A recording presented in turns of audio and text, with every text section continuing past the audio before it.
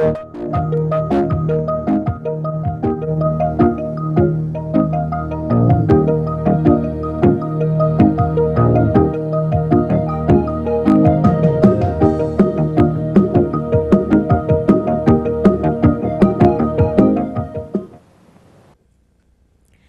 to Truckee Talks.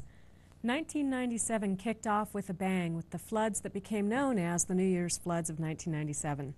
They left behind a trail of damage to roads, homes, and buildings. And today's show, we're going to be talking about that damage, the repairs that have been done in the meantime, and give you some updates, what's going on in town. I'm here pleased to bring with you Tony Lashbrook, who is the Community Development Director in town. Welcome, Tony. Thank you, Maya. And Steve Wright, Town Manager. Thanks. Gentlemen, thank you both for coming. Let's start off first with the flood of 1997. That was a heck of a flood. It really brought some damage into town. Steve, I want to start off with you first and talk a little bit about some of the damage that was done. If you can just abbreviate or give us a brief overview of what happened here. I will. It was an exciting time for a few days for all the public agencies in Truckee. Kind of walking from west to east in town, Donner Lake, several of the creeks going into Donner Lake overflowed, damaging roads, damaging or potentially damaging some sewer systems on a number of occasions along the lake. In the central part of Truckee, most people saw the Shell station, Coldstream, and Donner Creek coming out. Broke a levee and did some flooding. Truckee River damaged West River Street. Everybody paid attention to that one. Up in Tahoe Donner, there has been a lot of damage alongside roads as well as creeks running through people's yards and homes. And out towards the eastern side of town, the church property along Highway 267, the Catholic Church, had some significant flooding, and there was some significant flooding there. The areas of Prosser and Glenshire didn't have as much damage, some high water damage, but nothing compared to the rest of the community that I just talked about. And certainly some of the shots we were familiar with, the gas station being almost totally submerged was fairly dramatic. And I know I was one of a few people that went out to Donner Lake and tried to see about damage out there as far as sandbagging, shoring up. It happened quite quickly, and everybody was jumping too. In terms of agencies that were jumping into action, who did the town of Truckee work with? What sort of cooperation were you experiencing then? I would say that was probably the highlight of the town's experience in the whole process of dealing with the flood. And that was the cooperation of the various agencies. The Sheriff's Department and Fire Department work under all emergencies under what they call the Incident Command System. Ultimately, as we call the emergency together, the Sheriff's Department and representative and I were the incident commanders, but all agencies, fire and police, certainly, CDF, the various utility districts, PUD, TSD, Southwest Gas, all became very actively involved in the incident command process to respond to the different pieces of the emergency that was going on. And the town was coordinating these agencies? The town was participating with these agencies. Okay. The incident command really creates a situation where you collaboratively coordinate the issue and the incident. Okay. Tony, can you talk a little bit about some of the damage that was done to residences? Yeah, the flood damage was primarily in the residential areas at Donner Lake, where just the high lake levels, and then along the Truckee River caused damage. And there was also some areas within other subdivisions like the Armstrong Track where small tributary streams went outside of their banks and did some damage. Our best estimate, there was about 70 homes that had flood damage, 6 businesses that had some significant form of damage, and maybe $1 million to $1.2 million worth of damage monetarily to private property within the town. What is the town's role in assisting these homeowners now in terms of repair and financing the repair? Well, our initial role was to really identify where the damage occurred, and for the most part, the agencies that have been able to provide monetary assistance, they are FEMA to the private property, particularly residential property owners in the form of primarily low-interest loans, and then also the Small Business Administration providing assistance to business. We also, for a focused set of problems, particularly those that were along stream channels, received some funding from the United States Department of Agricultural Natural Resource Conservation Agency, and that was a 75% federal grant with 25% local match, and we'll see some pictures. That must have been very helpful. In terms of, we're now 5 months or 4 months out from the flooding. Are there still funds available for businesses or for homeowners? I believe the FEMA funding is still available. That's a low interest loan program again, and the SBA program as well. Okay. So we have information on how to get a hold of those agencies if anybody's interested. Well, let's switch gears a little bit if we can and talk about the work that was done to repair the flood damage, how that was funded, and what we can anticipate in terms of future work and work that's in progress right now. And Steve, maybe I'll bounce back to you. Okay. I know West River Street was a big one. It certainly was the single biggest public project that needed repairs. You may have queued up the damage picture for West River Street, which really shows the encroachment of the river into the town right-of-way. It really made a sheer drop-off where the guardrail was connected to the ground. It was hanging in open space, and we have completely rebuilt and restored West River Street at this point. The project is done. We really had to build the embankment back out using large boulders, placing them one by one down into the river, building up the bank. Then they use gabions. People may have seen them being installed. They're wire baskets that are filled with rock and stacked neatly along the embankment for the final finished form. And then paving and installation of the guardrails back in again. So. Now, I use that road every day, and I know lots of people in town do. It's a great way to get around the trains and the traffic for downtown.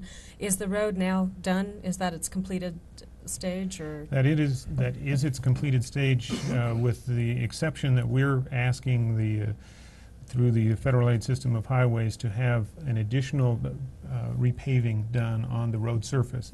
As the dump trucks were dumping major boulders there, you can go along that road, which was just repaved a year ago, and see the dents and dings that were made in the road as we repaired it, and so those we're hoping we can repave that again. That would be good. Yes. Roads are certainly an issue in this town, and to go back and have to take a look at that road after we just got it paved was a little frustrating. We agree. Or maybe a little more than a little frustrating. Other activities going on in town regarding flood damage or repair for flood damage? There is a fair amount of activity going on. A lot of it is in the areas that I talked about where the flooding occurred, Donner Lake, and it's beginning up in the Tahoe Donner areas now. Actually, the FEMA representatives were not able to do immediate damage assessment because of the snow. Before the storm was over, it turned to snow and covered all the damage up, and we've just had them out. In fact, they're out right now as we speak, surveying the damage and certifying that yes, it is storm damage, and therefore the town is eligible for refunding. Our crews are doing work to protect the roadway surfaces. A lot of it is drainage along the roadways that has been damaged. Where it used to be a 1-foot drain, now it's a 6-foot drain. Right. And we're going to be all summer dealing with those kinds of issues, both using town crews and private contractors. Now, there's going to be a lot going on this summer, it seems like, in terms of road repair, and we're going to be talking about that a little bit later on in the show. It seems like it's going to be a busy 1997 for town and town crews. Yes, it is. And for people trying to drive around town, so we'll be talking about that a little bit. I wanted to talk also about the Glenshire Bridge, and we may save that for after the break. I know that we're talking about funding and kicking off a new or rebuilt bridge for Glenshire and the roads associated with that. Before we jump into that, were there anything else related to the floods that you needed to talk about, or any other updates for the town as far as flood damage? I would just mention funding. The town has identified several funding sources. FEMA is one for some of the local roads. through a federal aid system of highways. The West River Street is a separate funding source. We will be receiving anywhere from 85 to 90% reimbursement. The balance of that funding has to come out of the town's general fund. The town council over the last several years has been setting aside the contingency reserve funds specifically for these kinds of problems. In fact, we had to front all of the money for West River Street, and one of these days, following the bureaucratic paperwork process, we will get reimbursed for most of that money. But the general fund is a major component as well. Well, then a big question that would be on a lot of Truckeeites' minds is, can we anticipate future assessments, parcel assessments, to help mitigate some of the costs of the repairs from the flood? That's a good question. Unfortunately, the answer is no. Good news. The town reserve funds and the set-asides for road-related work is adequate to be able to handle our portion, our share of this emergency, and therefore we don't anticipate any new taxes coming out of the damages of the flood. Now, as far as the special reserve account that you mentioned, the contingency fund, has that been depleted to the point where if we had another disaster that could be a problem for town, or? No, it hasn't. It has been depleted somewhat, and certainly the cash flow issues of getting these state reimbursements back in will be helpful, but we have adequate cash to make any transition and deal with any additional incident that may occur in the near future. Oh, that's good to hear. Hopefully won't occur in the near Right, future. we'll keep our fingers crossed. Right. Floods, fire, and famine can stay away for a while. We'd all You be bet. happy with that. Okay, again, we're talking with Steve Wright and Tony Lashbrook from the town of Truckee. We'll be coming back in just a minute with some more updates regarding town activities this summer. Stay tuned.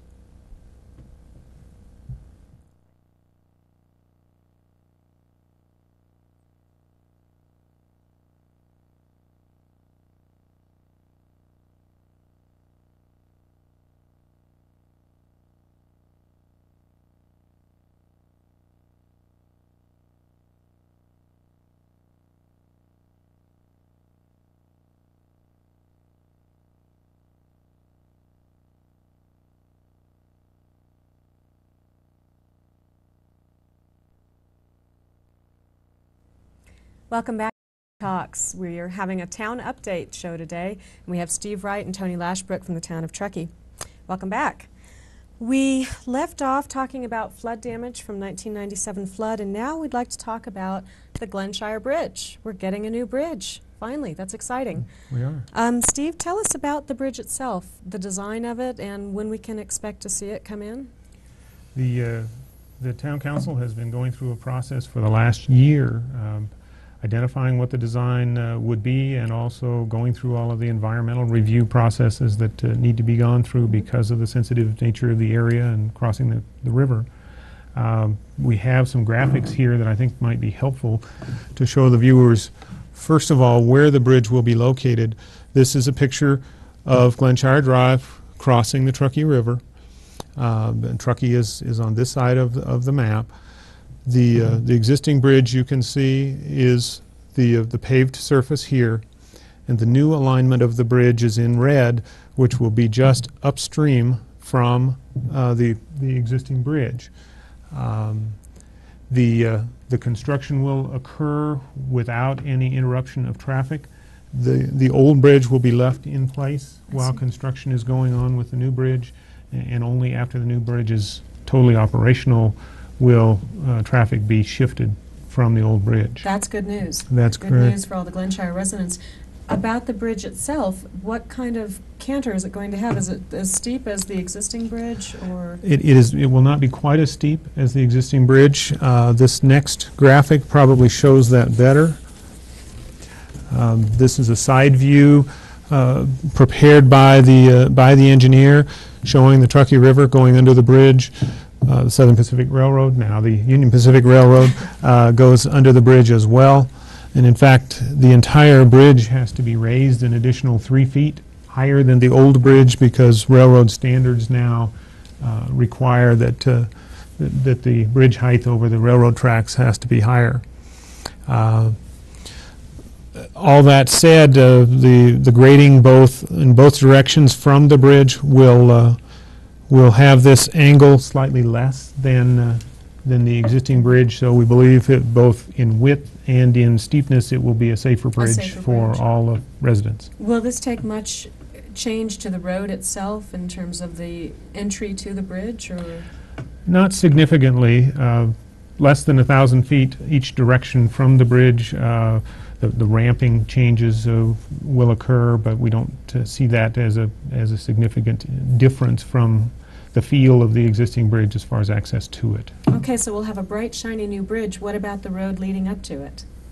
Glenshire Road, do we have anticipated repairs? We do anticipate, the town council has not made a final decision, however, that they will this year approve some additional funding that has come available to construct the balance of Glenshire Drive. For those who live out in Glenshire, we were able to pave about a year ago from 267 past the final Olympic Heights entrance. And this year we're hopeful that they will approve the balance of the road all the way from Olympic Heights to the bridge sections, and then what's called the S's in Glenshire that will go all the way up to the entrance monuments of the subdivision itself. As far as funding for this, will this come out of town funds, or are there special funds available for the road repair? The road repair will be paid for directly out of town funds. That will be the general fund that funds that. The bridge is not paid out of general funds. There's a federal grant. 80% of it is paid for by federal grants, and the other 20% will be paid through developer fees that have been collected over the years, and they will be able to help make this bridge improvement. So those developer fees that you hear about all the time, well, this is one of the positive benefits of developer fees. We're able to match 80% of the money and get this grant. I was just going to say that you hear a lot of griping about developer fees. It's nice to hear the positive means that they bring. You bet. As far as interruptions to Glenshire residents and the repaving of the road, when can they anticipate this work being done, or is there an estimate if it hasn't actually been approved? Well, it hasn't been finally approved. It will be middle of summer. We have found in our short history that it is not good to wait till the end of summer just because we get better bid results when contractors aren't all pressed to get work done before the snowfall. So we would expect in the July-August timeframe is when reconstruction of Glenshire Drive would occur. Okay. There are some other roads that are going to be upgraded or updated or repaved? There are. We expect a significant amount of repaving work to be occurring and road improvement work to be occurring this year. The Sierra Meadows area has been an area long before the town incorporated that has been neglected, and we're able to significantly put an investment into Sierra Meadows. I'll just go down the list very briefly. Palisades Drive, Martis Valley Road, Old Mill Road, two different sections of Star Pine Road, Sugar Pine Road, and White Fir Road will all be repaved this summer. Okay, and again, briefly, when can we anticipate it? Between May and September? Or? That's a good timeline okay. at this point. Summer is in there. We're actually going to the town council right away for authorization to go to bid. The bid process takes 30 to 45 days. Takes a little time for the contractor to gear up to start paving, and so that's a good timeline. Okay. Tony, I'm going to just hand this over to you because we haven't heard your voice in a little bit. We want to move on and talk about Alder Creek Road, another major road that needs some updating. Can we expect to see some repair work?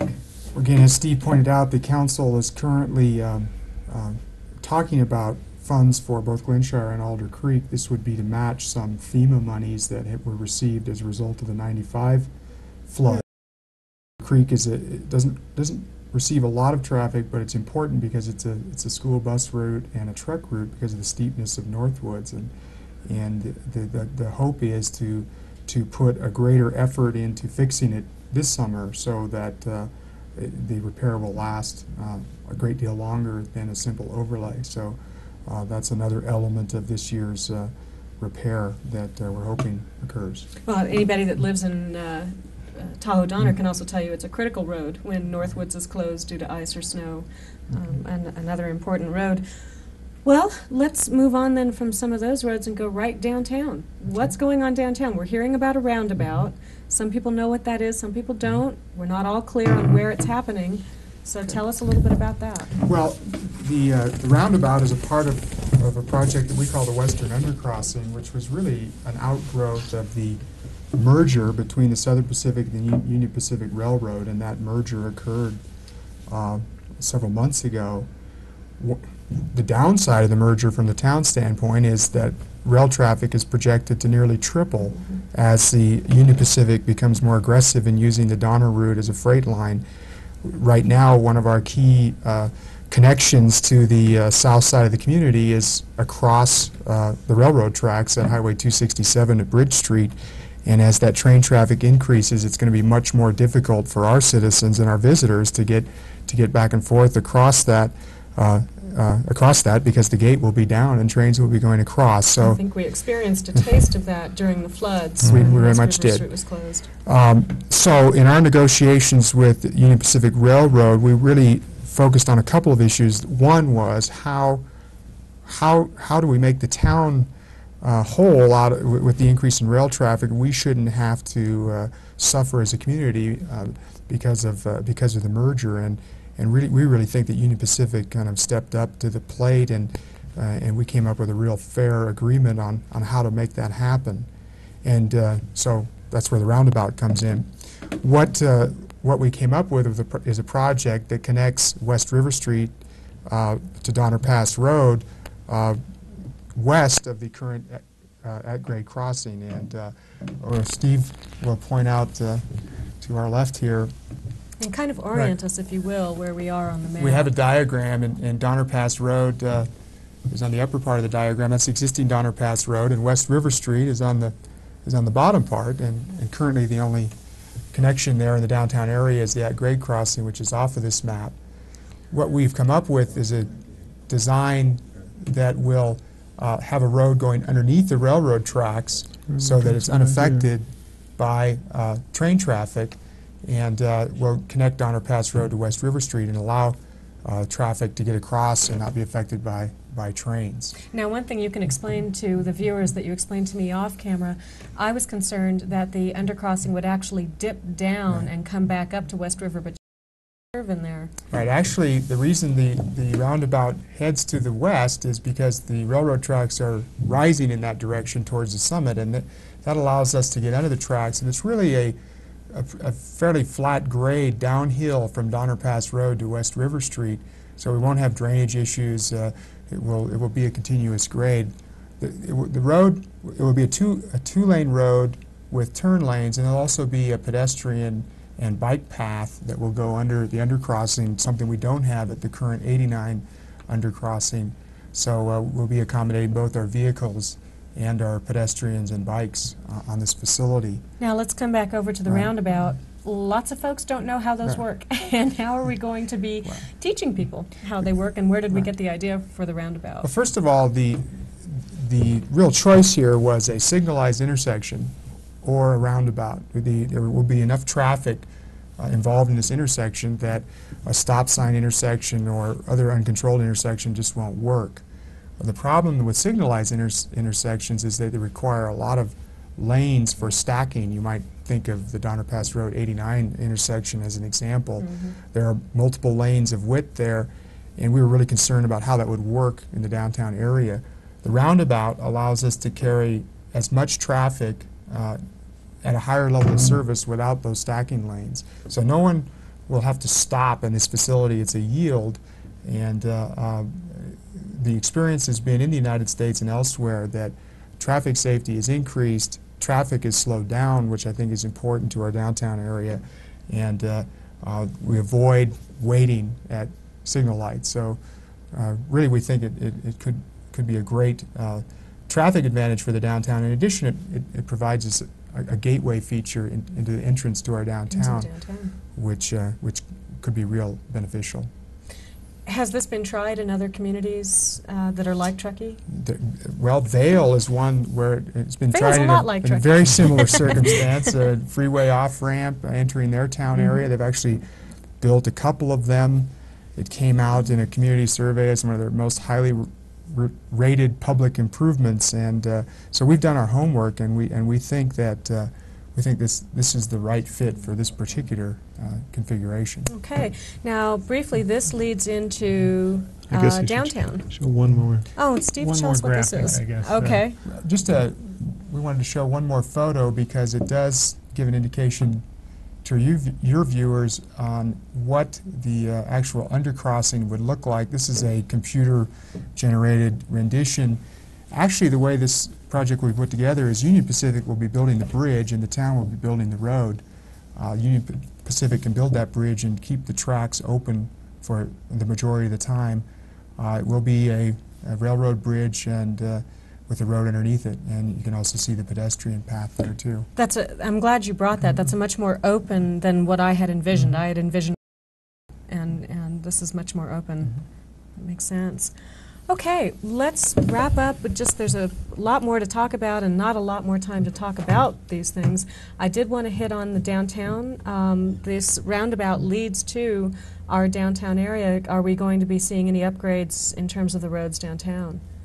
We do have a overlay, actually a reconstruction project for Commercial Road downtown this summer. In fact, that project is out to bid, and we would expect to see it being completed after Memorial Day, before July 1. There's been a lot of coordination both with the utilities, the sanitary district and the utility district are doing some underground work there so they don't have to tear up our road in the future, and with the downtown merchants because of the importance of that to the town.